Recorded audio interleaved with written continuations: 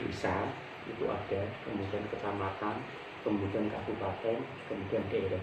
Kalau desa itu namanya ranting, kemudian kalau kecamatan itu namanya cabang, kemudian kalau kota itu namanya daerah. Jadi kalau kita di Magelang itu berarti ikut PDM Kabupaten Magelang. Kalau yang di kota itu PDM Kota Magelang. Kalau di sini Banjarnegara berarti ikut ranting Banjarnegara. Ranting itu tingkat kelurahan. Di kelurahan. Kalau PDM itu kota dan kabupaten. Kemudian kalau provinsi itu namanya wilayah. Jadi wilayah Muhammadiyah Jawa Tengah itu berarti Semarang. Jadi berjenjang mulai dari kelurahan atau desa, kecamatan, kemudian kota, provinsi sampai pusat itu sudah ada audinya masing-masing.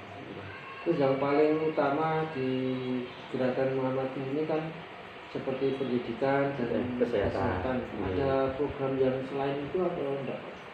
Sebetulnya banyak lamu. Jadi tidak hanya di pendidikan dan kesehatan, tapi seperti Layismu itu kan juga milik Muhammadiyah. Kemudian salah satu gerakan dari Layismu itu kan, kalau kita yang sering kemarin yang di masjid itu kan namanya ACT Pak ya, aksi cepat tanggap. Sebenarnya di Layismu itu juga mirip.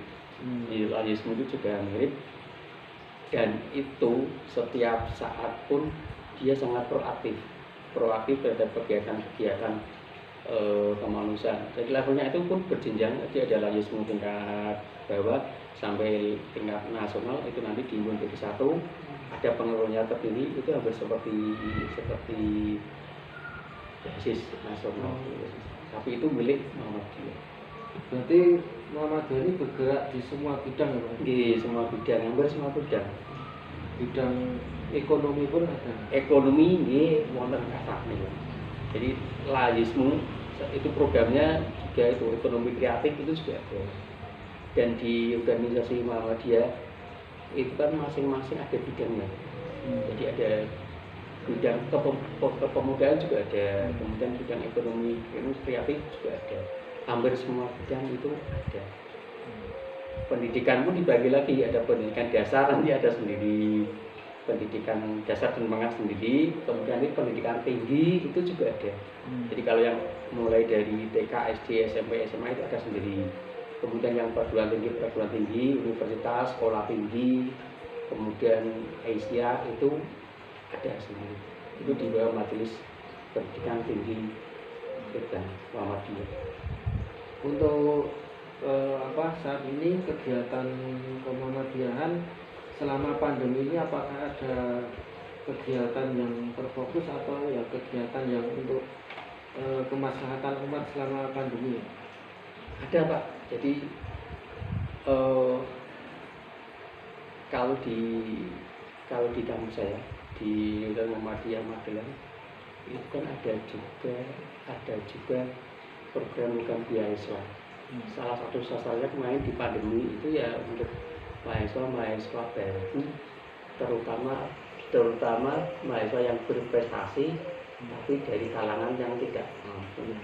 Jadi mereka yang orang tuanya itu hanya pedagang keliling, kemudian rumahnya pun sebetulnya tidak layak huni, tetapi karena anaknya berprestasi, punya prestasi, ada beasiswa yang masuk ke UAN salah satu studi. Kemudian seperti kajian rutin hampir setiap hari. Justru di pandemi ini malah kegiatan kajian Islam itu meningkat Pak Om. Karena kalau dulu itu offline, itu paling hanya seminggu atau 2 minggu sekali. Tapi karena ini pandemi bisa online, itu malah setiap hari itu ada. Setiap hari itu ada. Jadi menjelang jam kerja, jadi 7:30 itu sudah ada kajian lewat. Kalau yang tidak bisa di kampus bisa lewat YouTube, tapi kalau yang datang ke kampus itu bisa juga langsung datang ke masjid. Tapi itu hampir setiap hari malah itu Pak.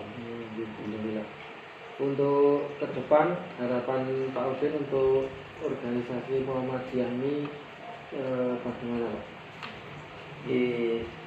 Harapan saya pribadi ya Muhammadiyah itu kan dulu di awal-awalnya kan didirikan dengan penuh perjuangan dan pengorbanan. Nah, makanya kita sebagai penerus itu ya minimal mampu mempertahankan, yang sekarang yang sudah ada syukur-syukur nanti bisa ditingkatkan. Jangan sampai dulu diperjuangkan dengan penuh pengorbanan, tapi saat ini kita malah tidak bisa mengisi dengan kebaikan dan meneruskan perjuangan cita-cita dari pendiri Muhammadiyah. Alhamdulillah. Terima kasih Pak Udin untuk wawancaranya malam ini, semoga bermanfaat dan ke depan semoga organisasi Muhammadiyah khususnya semakin maju dan memberikan manfaat yang terbaik untuk masyarakat umat.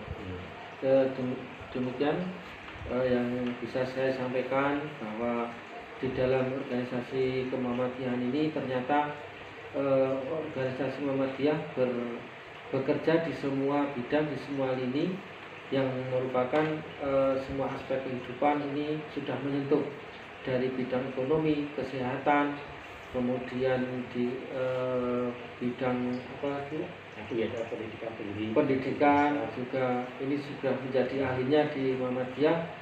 Ke depan harapan kita organisasi Muhammadiyah semakin maju dan semakin bisa memberikan manfaat yang terbaik untuk umat dan kemaslahatan umat.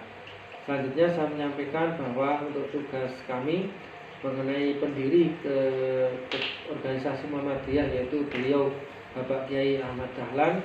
Beliau merupakan tokoh pendiri yang telah berjuang merintis kegiatan ataupun organisasi Muhammadiyah ini dari pertama beliau didirikan ini sampai sekarang, terbukti bahwa Muhammadiyah semakin eksis dan semakin bermanfaat.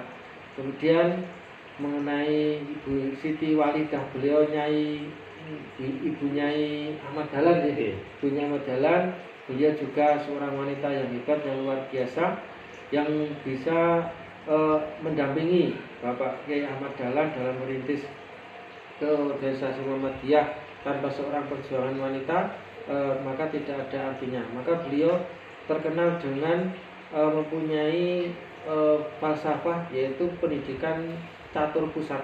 Yang pertama yaitu pusat pendidikan di lingkungan keluarga, pusat pendidikan di lingkungan sekolah, pusat pendidikan di lingkungan masyarakat, dan pusat pendidikan di tempat ibadah. Itulah yang kami ketahui tentang Ibu Nyai Siti Walidah. Demikian wawancara pada malam hari ini. Saya ucapkan terima kasih Bapak dosen, Bapak Saifuddin. Semoga bermanfaat untuk kita semua. Assalamualaikum warahmatullahi wabarakatuh. Waalaikumsalam warahmatullahi wabarakatuh.